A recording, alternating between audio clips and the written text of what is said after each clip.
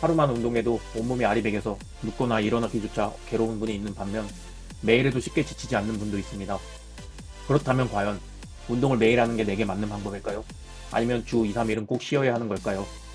오늘은 크로스핏 논문들을 근거로 운동은 주 몇 번이 가장 좋은지 답을 찾아보겠습니다. 끝까지 보신다면 더 빠른 체력 성장과 함께 운동을 꾸준히 이어갈 수 있는 습관을 만드는 기회를 잡으실 수 있을 겁니다.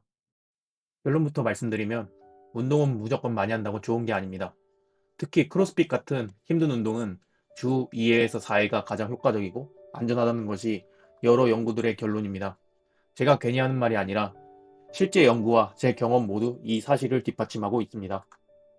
2021년 독일에서 발표된 힐스만 연구에 따르면 크로스핏 참가자들의 약 30.3%가 부상을 경험했다고 보고했습니다. 즉 10명 중 3명은 다쳤다는 얘기죠. 이 연구는 중요한 메시지를 줍니다. 운동은 분명 효과적이지만 빈도와 강도가 높아질수록 부상 위험이 같이 올라간다는 겁니다. 2024년 렌츠 연구도 이와 같은 이야기를 들려줍니다.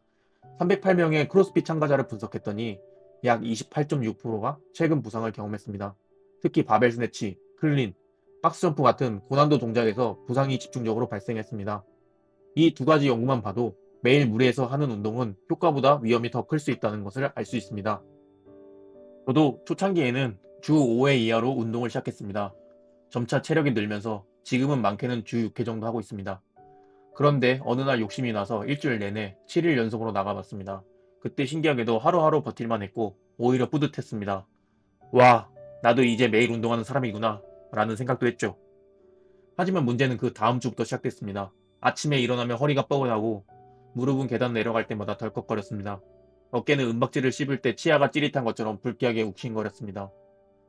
결국 이 상태로는 도저히 운동을 이어갈 수 없어서 몇 주 동안은 제대로 운동도 못했고 물리치료까지 받게 됐습니다. 한 주 욕심을 부린 게 그 다음 몇 주의 성장을 통째로 날려버린 거죠. 이때 깨달았습니다. 운동은 많이보다 꾸준히가 중요하다. 당장은 버틸 수 있어도 그 대가가 반드시 뒤늦게 찾아옵니다. 왜 이런 현상이 나타날까요? 여기에서는 운동 생리학적 원리가 숨어 있습니다. 운동 중에는 금섬유가 미세하게 손상됩니다. 그 후 회복 과정에서 단백질 합성이 일어나고 근육은 이전보다 더 강하게 적응합니다. 이 과정을 초과보상이라 부릅니다.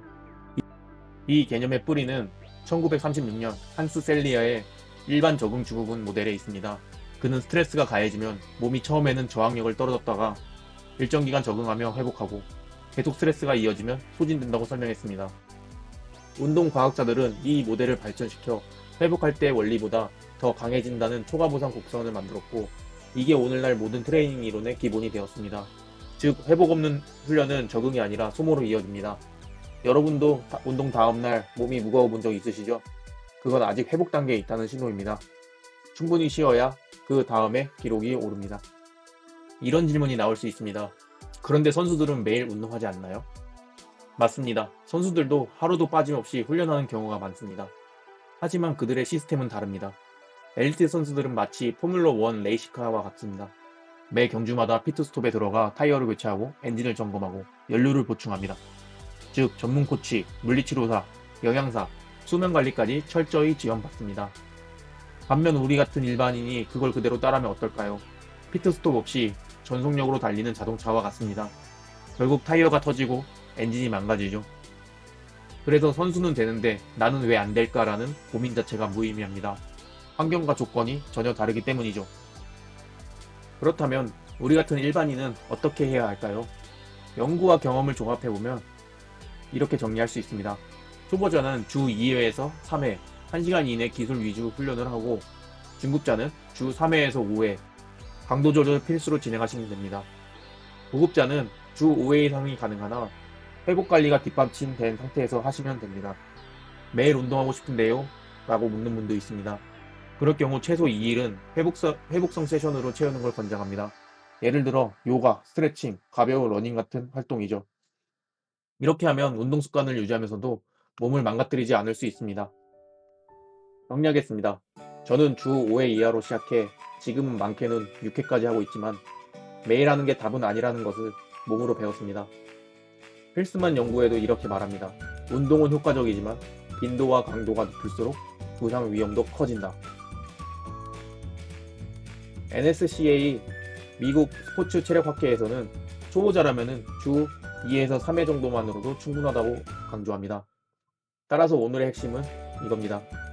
회복 없는 훈련은 성장보다 소모다. 여러분도 내 몸을 버틸 수 있을 만큼 꾸준히 똑똑하게 운동하시길 바랍니다. 마지막으로 실제로 적용할 수 있는 루틴 예시와 회복 팁을 드리고 마무리하겠습니다. 예를 들어 주 3회 루틴은 월수금 크로스핏 와드를 진행하고 나머지 요일은 휴식하는 겁니다. 그리고 주 4회 루틴은 월요일, 화요일 훈련을 했다면 수요일은 휴식하고 목요일, 금요일은 훈련하고 주말에는 회복 활동을 진행하는 것입니다. 주 5회에서 6회 루틴을 하시는 분들은 강도 조절은 필수로 하시고 요가, 스트레칭, 가벼운 러닝 등을 중간에 배치해보세요. 휴식일에는 아무것도 안 하기보다 가볍게 몸을 풀어주는 활동을 하는 게 훨씬 효과적입니다. 이걸 액티브 리커버리라고 부르죠. 여러분도 푹 쉬는 날과 산책이나 요가 같은 회복 활동을 한 날의 몸 상태를 직접 비교해보세요. 확실히 다르다는 것을 느끼실 겁니다. 그리고 여러분은 주에 몇 번 운동하고 계신가요? 댓글에 남겨주시면 저도 참고하여 더 좋은 콘텐츠를 준비하겠습니다. 시청해주셔서 감사합니다. 좋은 영상으로 찾아뵙겠습니다.